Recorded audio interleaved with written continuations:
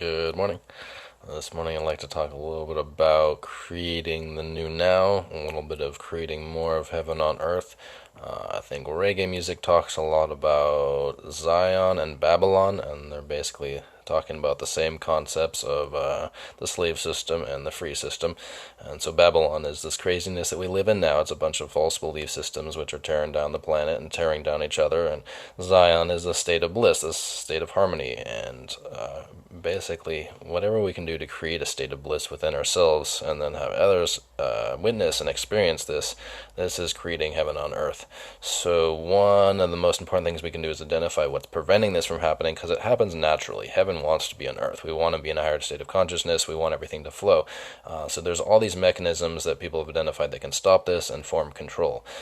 Basically everything is the matrix. So the food that's available, 99.9% of the food that's available, all of tap water, all of beliefs, modern belief systems, all of emotional patterns, these are all designed to cause problems. And so if we're constantly having to deal with the problems that we're creating because we're told to do it this way, we're told to follow the problem system, then we're so busy trying to solve these meaningless problems that we never actually get anywhere. So all we have to do is focus on creating now. So someone shared with me Baba Nam Kavelam is a mantra, and it just means that I rejoice and I relax into the feeling that we are all one, that there's one consciousness that spreads itself throughout the universe, and we inhabit aspects of that. We are individual source codes from the one source code, basically.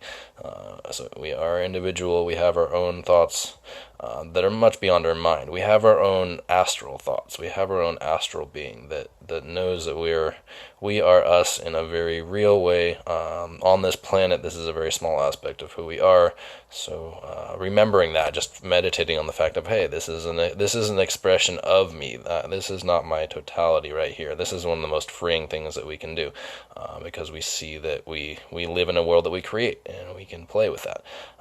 And when we really experience that, we can look in other beings' eyes, and we can see how they're just beings. We're all just consciousness looking out through eyes, all inhabiting bodies. None of our bodies make sense to us at first. Every single being, a plant probably doesn't know what it's doing. It's following instinct and kind of learns a little bit. And animals, definitely, when they're first born, they don't know what they're doing. They're crawling around trying to figure it out. Their mother's helping them. And as humans, we're the same way. We never really know who we are. We're constantly trying to figure out who we are. And that's because who we are is much different than who this body is. And so it takes a while to figure out some links to make it work better. Because our higher self always knows what to do, but this incarnate has to learn how to open up to our higher self more and download more of our higher self. So Baba Nam Kavelam, just repeating this phrase and knowing that this means that we are all one, that consciousness is one force throughout the universe. It's just a very comforting thing, and it doesn't have to be this mantra, it doesn't have to be any mantra, but having a very tangible practice of remembering and reminding ourselves of this is one of the most helpful things we can do, because when we really feel it, when we get our emotional body involved in it, it's kind of, our emotional body will talk forever and ever and ever about anything. So if we tell our emotional body to talk about how wonderful being all one is, then our emotional body is going to be feeding ourselves with positive programming instead of whatever negative programming that's bouncing around everywhere.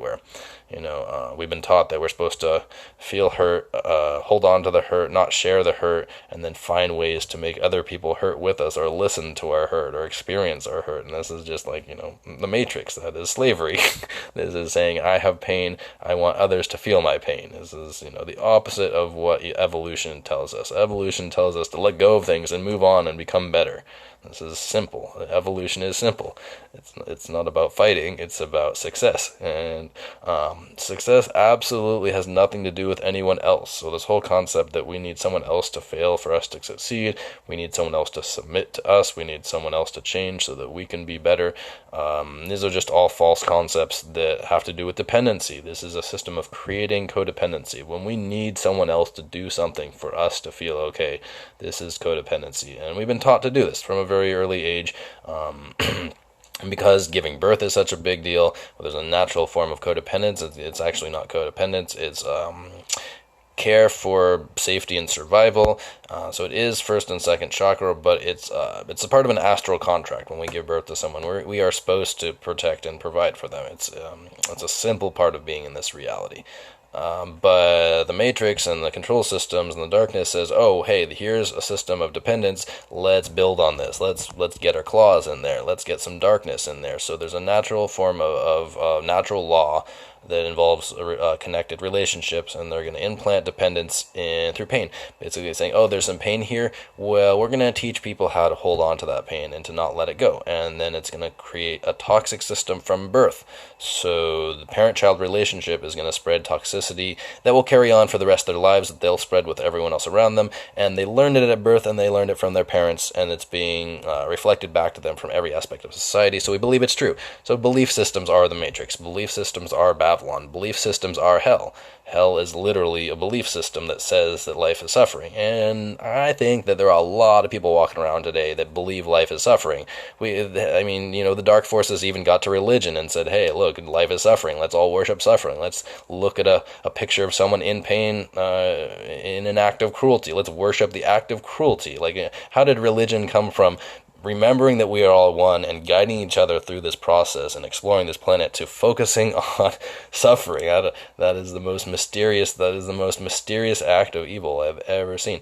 So anybody that's focused on promoting awareness and love is a form of religion, and anyone who's promoting fear and darkness and unconsciousness, that is kind of worshiping dark lords. So it's, they're both acts of worship. One is worshiping the light and one is worshiping the dark. So anything that has to do with others not getting what they want, or others suffering, or focuses on any way on lack or less than, is worshiping the darkness. And anything that's focusing on creating more and solving problems is worshiping the light, expanding consciousness, being curious, learning more, writing, reading, studying, listening, teaching. These are all forms of the light. And the darkness will simply look for a way to cut everything down and say, oh, well, you're doing this, that's invalid because of this. Or, oh, there's no reason to do that. You should fall back into a negative pattern.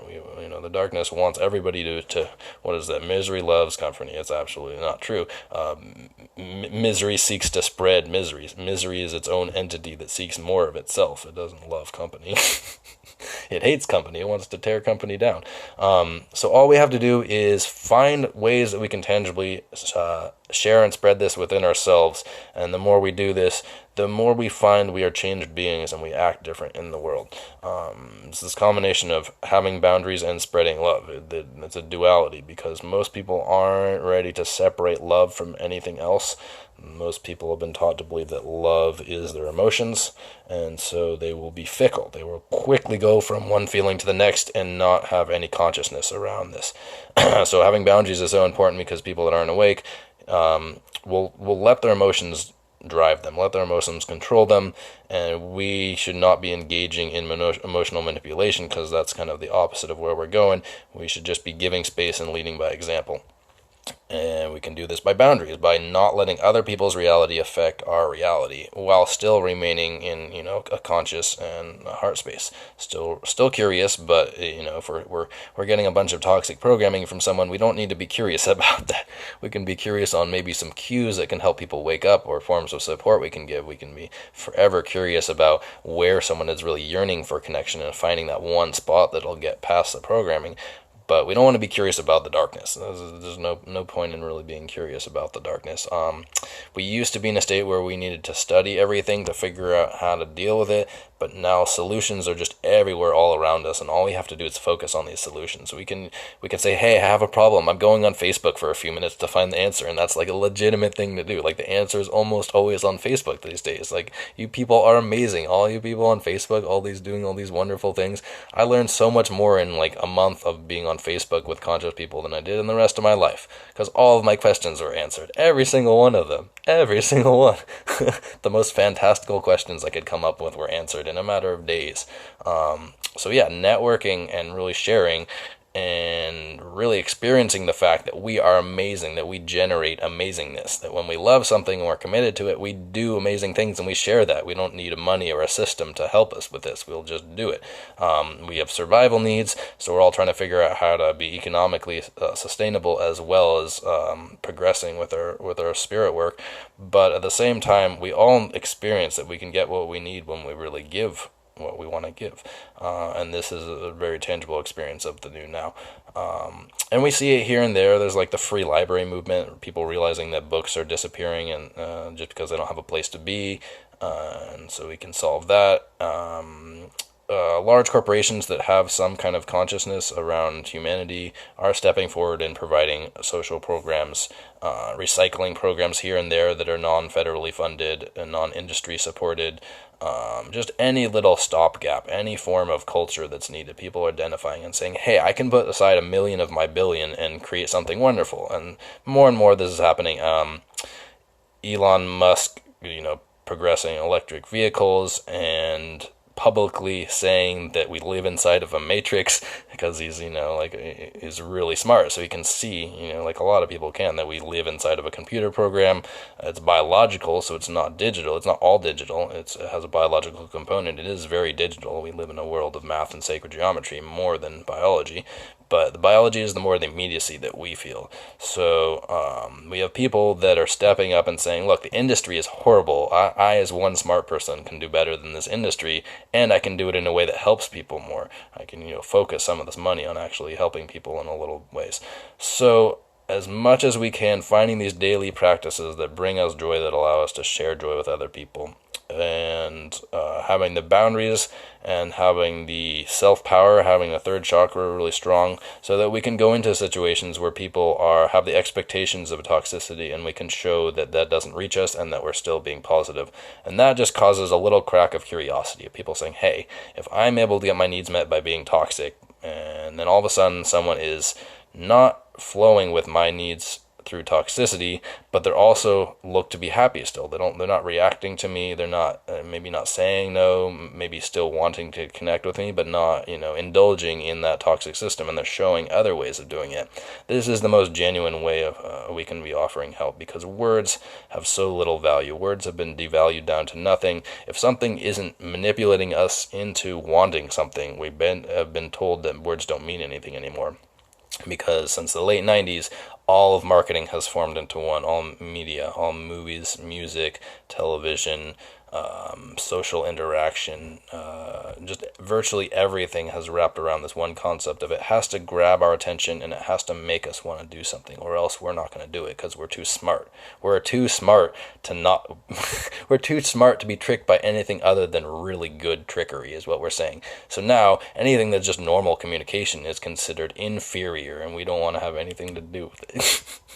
So just being curious as to who someone is and what their experience is, and maybe redirecting from any attachment to negative stories. That's the main thing, that people have wonderful things to offer as soon as they let go of replay, as soon as we let go of replaying toxicity from the past.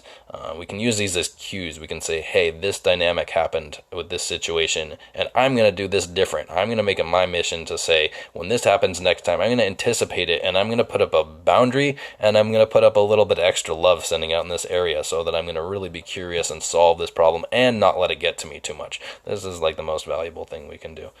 Okay, I'll share a little bit of this mantra that I just started doing the other day. I really like it.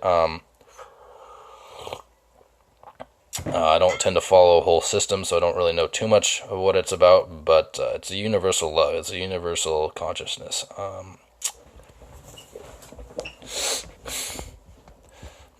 Baba Nam Kavelam, Baba Nam Kavelam, Baba Nam Kavelam, Baba Nam Kavelam, Baba Nam Kavelam, Baba Nam Kavelam, Baba Nam Kavelam, Baba Nam Kavelam.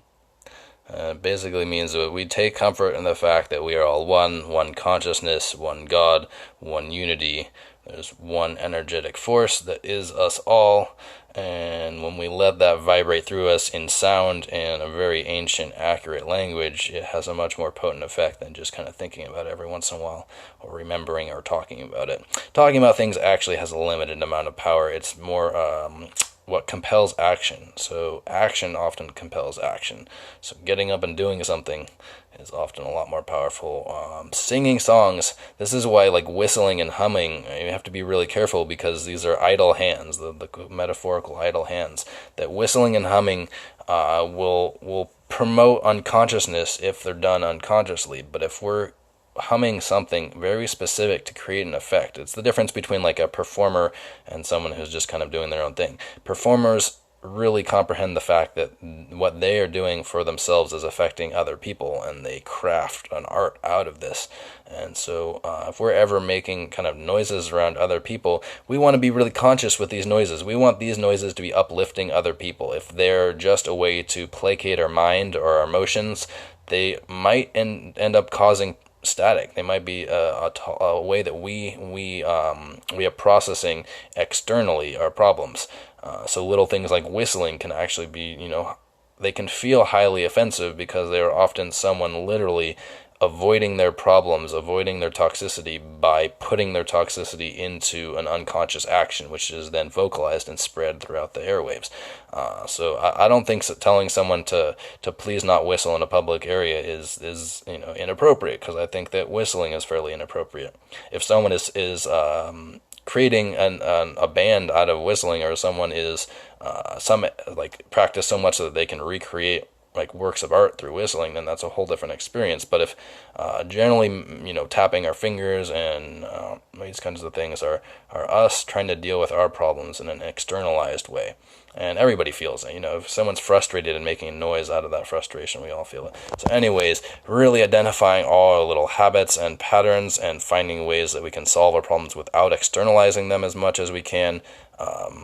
Learning how to really express ourselves in the moment, not be attached to any of the thoughts or feelings that come up around that. Just say, hey, this is what's happening for right now, and this is real for me. Just being really, really genuine and non-attached. Looking for the solution always, never fixating, saying, if I don't like this thought or feeling I'm having, I want to seek a solution. I don't want to find someone to be wrong for this. I don't want to find why I am wrong. I just want to create a solution. And then it changes the paradigm. There's no more right and wrong. There's just learning. There's accuracy in learning, and that's about it. All right. Well, I hope everybody has a wonderful morning.